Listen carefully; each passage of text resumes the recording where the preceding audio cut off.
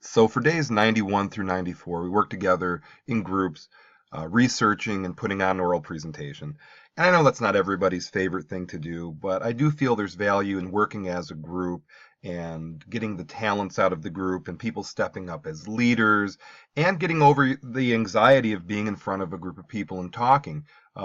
You will be having a job interview. You will have to give a wedding toast. There will be a time and a place that you have to use your voice. So might as well practice here in a safe place so you're not all humming, humming, humming when the time comes and it counts. So the Gunpowder Empires, most historians will just consider the Ottomans, the Safavid, and the Mughal as the traditional gunpowder empires. We can look at our geohistogram. Columbus arrives in 1492, and then this era of increased hemispheric interactions turns into these big, colorful blobs. Now, if you use the criterion of a gunpowder empire, an empire that grew with the use of firearms, I think it's safe to include other groups. There were some European nations, the Ottoman, the Safavid, the Mughal, the traditional Islamic gunpowder empires. But then we see the rise of Russia, we see Ming China, and we see Tokugawa Japan. And it doesn't fit neatly, but if you take this ballpark 300, 400-year window, you see the emergence of these very powerful empires in a relatively short period of time. So what were some of the reasons for their hegemony or their dominance? Number one, weapons. I mean, heck, they're called the gunpowder empires. The blunderbuss, the flintlock, cannons. Gunpowder was a game changer. When the Chinese invented it in 1850, it went on to change the world. And by now, the advancements, in weapons was just going through the roof. Naval advancements, being able to get in a boat and travel all over the world. Technological advancements, inventions of all kinds, scientific and household and military.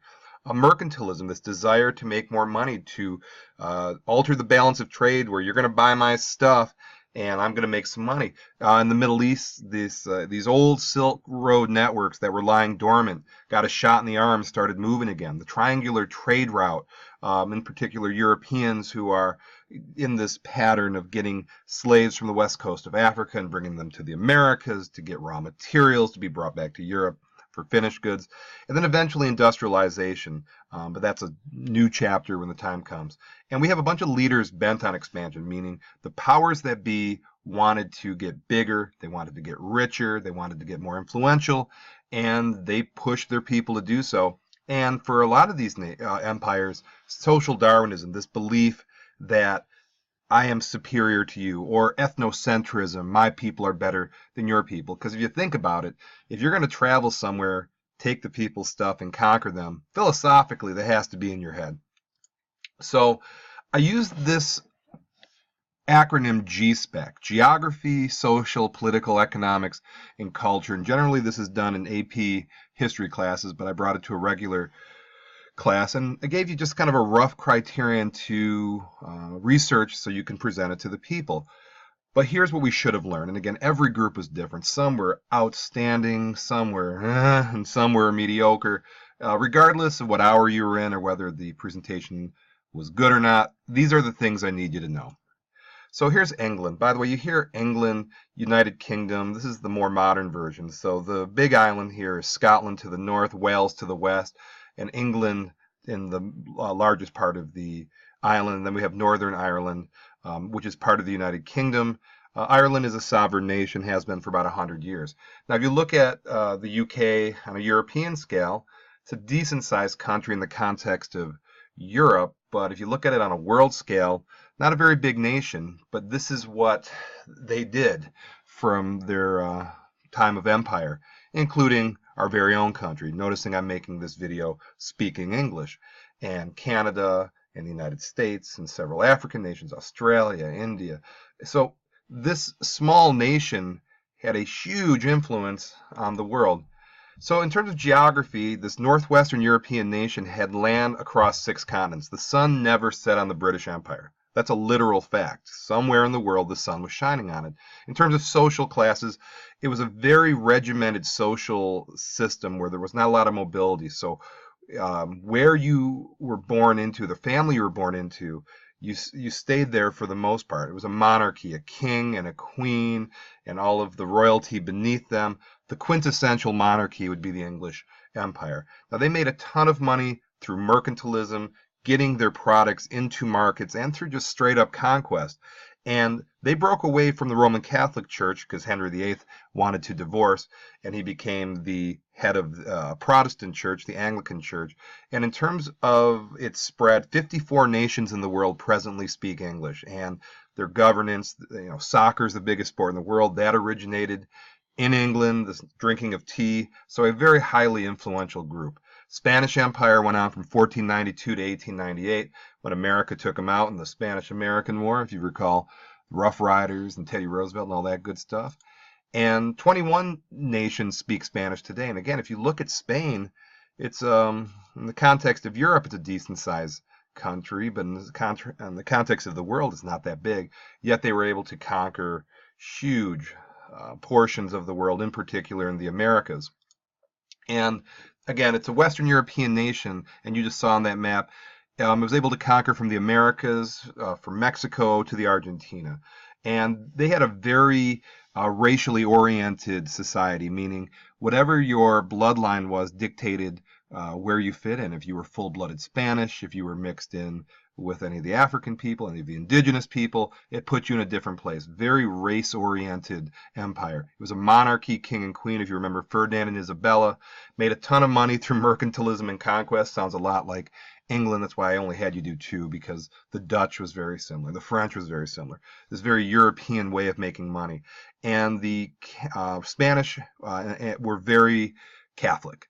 And the Catholicism, if you recall, was important enough to where they expelled Muslims and Jews in the Inquisition a little bit before they went on their empire, to build their empire.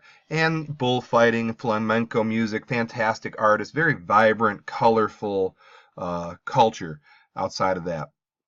Now the Ottoman Empire, now we're moving away from Christian empires into Islamic empires, and you can see an enormous amount of land the Ottomans conquered. They lasted for 600 years. But the big game changer is when Constantinople turned into Istanbul. Constantinople, the last vestige of the Byzantines, Christianity becomes an Islamic city. And there's the Hagia Sophia. I know we've seen that before. And again, the geography took over North Africa, the Middle East, Eastern Europe, and they had a hierarchy based upon social structures at the top, the Sultan, and then you had people divided up. And again, we see this pyramid time and time again during this time period in history. And there was a theocracy, meaning the religious aspects of the culture blended with the political aspects of the culture. In terms of economics, made money through trade, taxation, and the selling of finished goods. Beautiful tapestries and artisan works. And they had a form of Sunni Islam. Now, why is this important? Now, in modern times, there's a division in the Middle East between Shiite Muslims and Sunni Muslims. And it begins here with the Ottomans compared to the Safavid. And the Sunni Islamic customs brought that culture to the Ottomans. And there was significant cultural diffusion of all these different people, which permeated its entire society. Now, a Safavid, when you say Safavid, it's synonymous with Iran. And you see, I juxtaposed the Safavid between the Mughals to the east, the Ottomans to the west. And again, the second of the traditional gunpowder empires lasted, over 200 years. And it was a revival of ancient Persia. Now, it brought back some of these, the positive aspects of ancient Persia and some of the more successful aspects of ancient Persia. And in terms of geography, it conquered Iran, Iraq, parts of Turkey, Georgia, and the modern world. And you see it had a hierarchy, similar to what we see in the Ottomans here. But instead of a sultan, there was a shah, and bureaucracy, and the landed classes and common people. And again, similar to the Ottomans, it was a theocracy where the religion and the government was blended into one. And they made money through trade, but they were not at the same levels as the other gunpowder empires. They did not do as well economically as the other ones. But there was an attempt to do so. And again, this division today starts with this history. The Shiite Muslims were part of the Safavid versus the Sunni Muslims of the Ottomans. Now, the third of the traditional gunpowder empires, the Mughal Empire of India, when you think of that, modern Pakistan, Bangladesh, India, and Afghanistan. By the way, the suffix stan it means it's an Islamic nation. And we know them, obviously from the Taj Mahal, maybe the greatest building ever made in history. And again, I juxtapose the Mughals and the Safavid, which is Iran, and then we have the Ottoman, North Africa, the Russian, which we'll get into, and then the Ming China. And the Mughals were wealthy. They had tremendous wealth, maybe the wealthiest empire in the world. That's debatable. Certainly, I would argue in the top 5. I think that's a safe claim to say. The top 5 in terms of wealth. Jewels, gold, and they mean to the point they armored their elephants. Okay, this is a pretty wealthy people. And they devised rockets with swords at the end. In fact, in our anthem, when the rockets red glare, the bombs bursting in air, the British took that Mughal rocket and copied it. So when Francis Scott Key was writing it, he was essentially looking at Mughal rockets. And in terms of geography, modern Afghanistan, Pakistan, India, Bangladesh, and in modern times, we have separate nations. All of those nations were the Mughals. Another pyramid structure, time and time again. And again, it's an emperor, but it's also a degree of theocracy that it's this blend. It's hard to say, but again, the Islamic religion is blending with the government in terms of their politics. Now, in terms of economics, one of the most wealthy empires in history. Jewels, conquest, agriculture, finished goods, they had it all. They were doing very well, just the British flat out militarily beat them because of that wealth was just so... it was so tempting for the British to go after it, and they fought and they fought and they fought to eventually take it over, in which they ruled for 200 years. And as a culture, it was fairly violent because you had to keep this, control. They had tremendous archers, building projects as over the top and as amazing as anything's built in human history. Very Islamic. And very lavish for the people at the top. Just lavish luxury at a scale it's hard to even understand. And then moving to the east, some more the Russians. And the Russians, absolutely enormous. You can just see huge, huge, huge. And we can see this enormous Christian Orthodox. But in this huge nation, a lot of it's this steppe, this very uninhabited place. But it's harsh. It's cold. And it's tough to live there. And in terms of the GSPEC, it's enormous, but a lot of it's steppes.